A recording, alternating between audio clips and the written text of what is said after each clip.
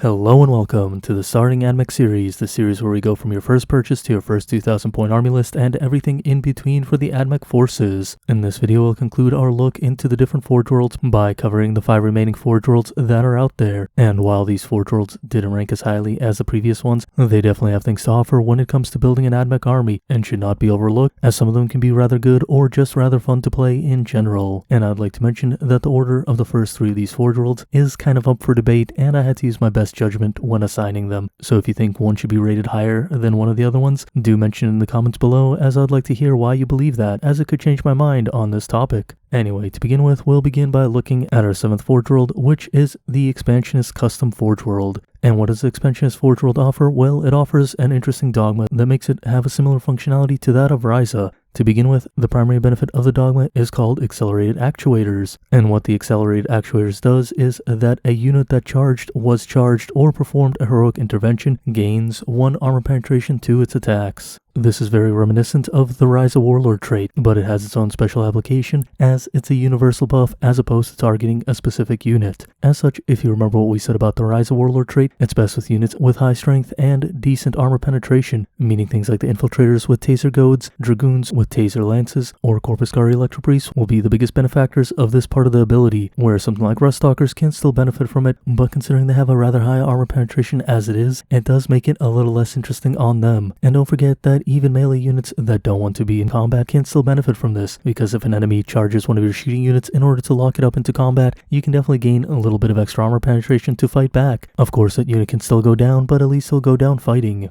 Now let's look at the 3 different secondary buffs that the Expansionist Custom Forge World offers to the army. The first of the secondary buffs that you can choose from is called Forward Operations. Is that in the first battle round, Skitarii core units can move 3 inches as a normal move. They cannot end within 9 inches of an enemy as a result of this move, but it does specify that this ability stacks with other abilities of a similar nature. And this is actually a really interesting ability for an aggressive Forge World, as all of a sudden those Dragoons, Infiltrators, and even Sulfur Hounds gain a little bit more mobility that can really help them get into charge range quickly. Not only that, but the majority of your units benefit from this as well, considering Rangers and Vanguard can get a little bit of extra movement to either get into range of shooting an enemy or simply move closer to an objective. Mobility is definitely king within the 9th edition codex, and having an extra 3 inches of it at the first turn is never a bad thing to have. Of course, some armies like Necrons have a beefed up version of this, and it ends up being one of their strongest options within the codex, but considering how powerful our units are, it's definitely not bad to have either, and can easily become a defining feature of a specialist melee detachment that could potentially even rival Ryza when these 2 parts of the dogma are combined. The second secondary that is optional for the Expansionist Custom Forge World is the Acquisitive Reach, and the Acquisitive Reach adds 6 inches to the range of rifle and carbine weapons. This can be a bit counterintuitive with the first part of the dogma, but at least it works together defensively if an enemy forces a charge on your range units. As a whole, this ability isn't bad and can have its applications, though remember there are rifles and carbines on more than just Rangers and Vanguard, so there's some consideration to be made about other units as well. And at the end of the day, sometimes just giving that little bit of extra range onto Vanguard and then applying something like the Manipulous buff can really add up really quickly. Now the third and final secondary buff that you can choose for this dogma is called Rugged Explorators, and this gives you no penalty for moving and shooting heavy weapons, and vehicles suffer no penalty for advancing and firing assault weapons. This is a bit similar to what the Metallica dogma offers, however it is different, and the combo with the primary ability does make it a bit of a unique dogma in itself. However, if I wanted this kind of ability, I'll just go with Metallica that offers way more than this Forge World does, when you consider how similar their dogmas do become. Then again, who knows, maybe there's some kind of niche to be filled that the combination of this and the primary part can fill, but I wouldn't really expect it, and I doubt it will happen. Looking at everything that the Expansionist Forge World offers, it definitely has interesting specialist detachment potential, but does have a bit of a narrow application, although that early move and the armor penetration can add up rather quick to make rather good brawlers out of your units, so do keep this in mind when you're looking for something of that nature within a Forge World detachment.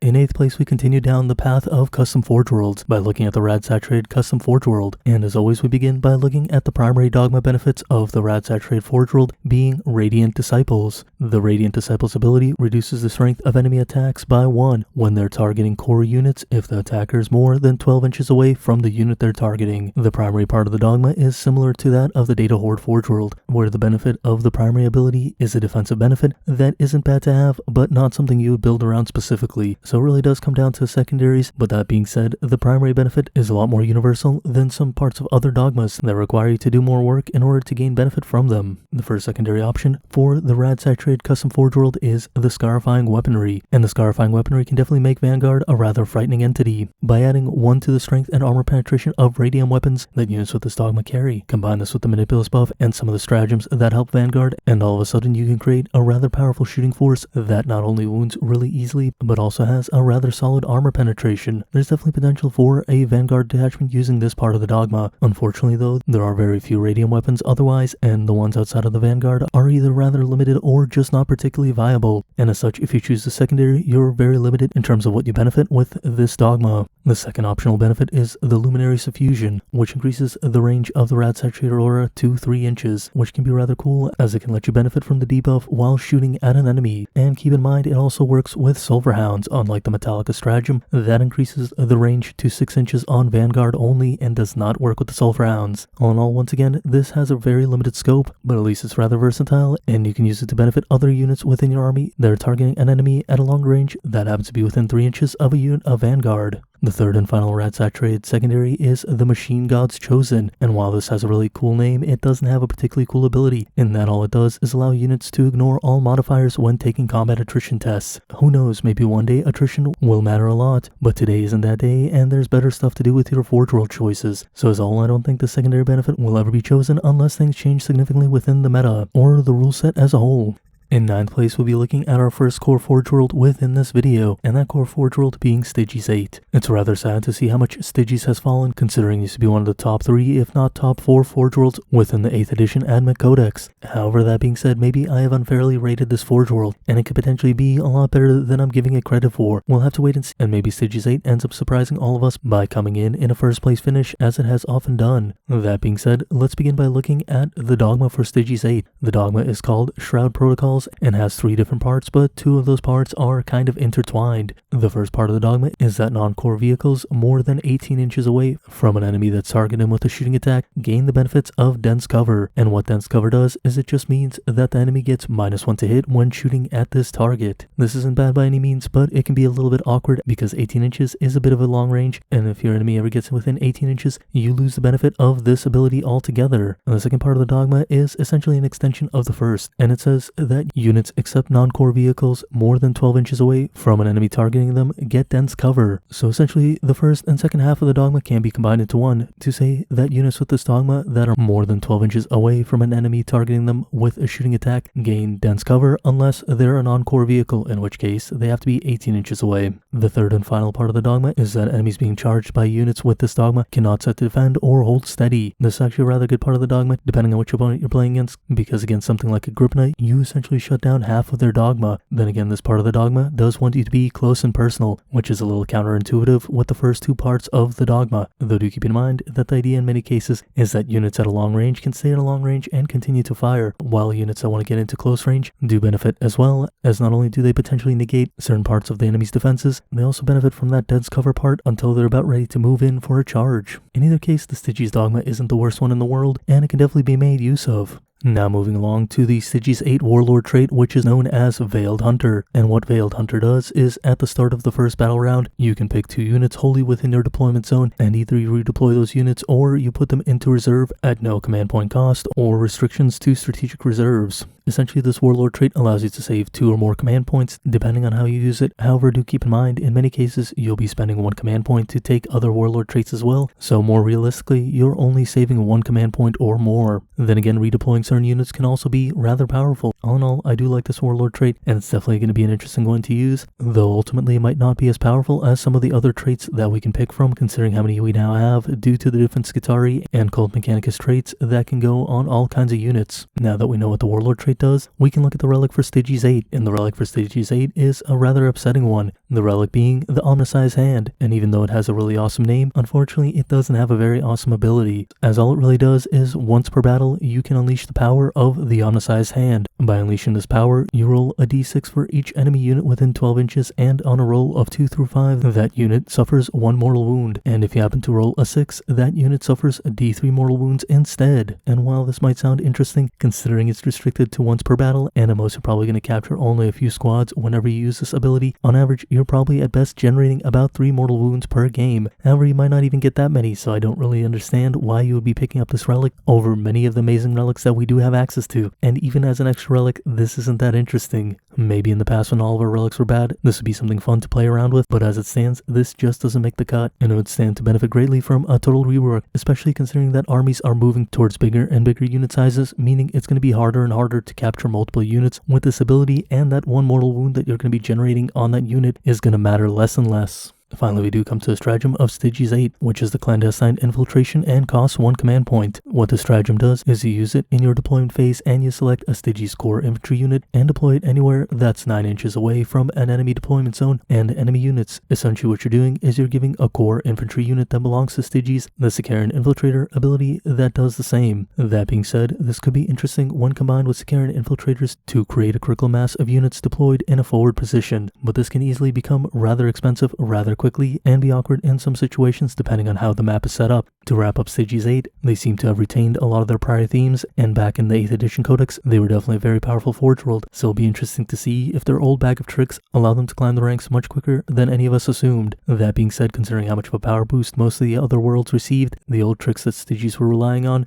don't seem to be as relevant as they once were. Then again, there's a lot that could be accomplished when looking at the mobility and redeployment tricks that Stygies can pull, and their dogma, unlike the relic, is by no means terrible, so we'll just have to wait to see where this Forge World ends up, as it could have easily fallen out of relevance as well as retain being a powerful one. In any case, it'll probably be a fun Forge World to play by pulling some shenanigans on your opponent by using some of the tricks that it has to offer. Coming in at 10th place is a Forge World I had a lot of expectations for, but unfortunately those expectations did not come to fruition, and that Forge World is Graia. Graia was a Forge World that had a lot of interesting applications in the past, and may still end up having some in the future, but as it stands, it has definitely lost out on the power boost that other Forge Worlds seem to have gained. To begin with, we'll look at the 2-part dogma of Graia known as Refusal to Yield. The first part of the Graia Dogma says that units with this dogma automatically pass all attrition tests, and as mentioned previously with the Rad-Saturated Forge World, I'm just not impressed by abilities that affect the attrition test. It's just not relevant enough to pass up all of the other benefits that you could potentially gain in place of it. This part of the dogma should have really been a third perk you got just as a throw-in ability, as opposed to being a core part of how this dogma functions. The second part of the dogma is that units with this dogma gain a 5+ feel no pain against mortal wounds. This part of the dogma is a bit different from the previous dogma that only worked on the final wound lost, but worked against all damage and not just mortal wounds. As such, this ends up being way more niche overall, but we are seeing mortal wounds becoming much more plentiful throughout the game. So who knows, maybe if that trend continues, Graia will have some potential yet. That being said, I did prefer the old dogma more than I prefer the new dogma, considering every other dogma seems to have gotten a boost while Graia pretty much stayed the same, and if nothing else, just received a side grade, when it wasn't one of the stronger Forge Worlds to begin with. The Warlord trait for Graia isn't anything particularly special either, being the mantra of discipline, which says that in an opponent's charge phase, the bearer can select a Graia core unit within 9 inches, and that unit can perform a heroic intervention up to 6 inches horizontally or 5 inches vertically. This can be a rather good ability, and especially if you're targeting something like the Sicarians. But in most cases, why haven't they just charged in to begin with? I guess there's the potential of something deep striking nearby or something of that nature, but at the same time, is it really enough to take the place of one of the other Warlord traits that your army can benefit from a different Forge World, or from the generic traits? Maybe so, but considering everything else you're giving up to get this Warlord trait, it definitely feels a bit underwhelming. The Graia Warlord Relic is no savior either, being the Cerebral Technomiter, and while that's an interesting image to conjure, all this relic does is just increase the range of auras and other abilities of the bearer by 3 inches to a maximum of 9 inches. That's really rather underwhelming, and while in the past people took a Warlord trait that did something similar within the Mars Forge World, it wasn't because it was particularly great, but rather because the old Warlord traits were rather bad, and it could apply to the character Belisarius Call back when he had a very powerful aura ability. As it stands now, there's very little reason to take this relic, considering how good our relics have become. And finally, there's the Graia Stratagem known as Steel Mind, Iron Logic, and for 1 command point, it is actually rather powerful, considering that what it does is that for that 1 command point, when a psyker within 18 inches of a Graia unit tries to manifest a psychic power, you can roll a d6, and on a 4+, you deny that psychic power. Considering Admech have no other ways of interacting with psychic powers on their own, and it is a 50-50 chance of denying that power, this can definitely give people consideration in order to take a very small Graia detachment just to have access to some psychic denial. That being said, it is a small range, and you can only use this once, so I really wish they had done something where they allowed you to use it multiple times within larger games, such as other stratagems that can be used twice within 2,000 point games. That being said, Graia seems to be the anti-psyker Forge World, but its Relic and Trait don't really benefit that, and as such the Forge World just feels rather confusing. Though there are some rumors that in the future there will be a supplement that will give Graia a bunch of extra perks, and if it's anything like the Warzone Caradon book for Metallica, I can definitely see why Graia might have started out as a weaker Forge World, as it can easily gain a ton of raw power by getting a supplement that focuses more upon Graia. Supposedly it's the same supplement that is coming out with the Deimos Forge World, so we'll have to wait and see, though at this point it's all rumors and speculation, and we don't really know what that supplement will carry, though it definitely be on theme, and it'll definitely be good to see Graia have it stay in the spotlight. And in last place, we come to the 11th Forge World, being the new Reignited Custom Forge World. We'll quickly see why this Forge World is in last place, as it seems to fall shy of all the other options we've seen so far by a good margin, even that of Graia. To begin with, the primary dogma benefit is called Purgation Protocols, and all it says is that unmodified wound rolls of 6 unranged attacks gain 1 additional armor penetration for units with this dogma. Already we have an ability that is a little bit underwhelming, though maybe on something like Taraxi Sterilizers, this could be useful, though I don't really see myself going out of my way for this ability specifically. The first of the secondary dogma abilities is Engineered Nanophages, and what these do is when making melee attacks against enemies with a save characteristic of 3+ or better, the units with this dogma gain 1 armor penetration as well. Now while this is better if you're stuck in prolonged combat, in all reality, the Rise of Dogma or the Expansionist Dogma is going to be much better than the combination of these 2 parts of the dogma, and this is probably the best combination you can make using the options you get from the Reignited Forge World. But let's take a look at the second and third options within the secondary benefits of this dogma.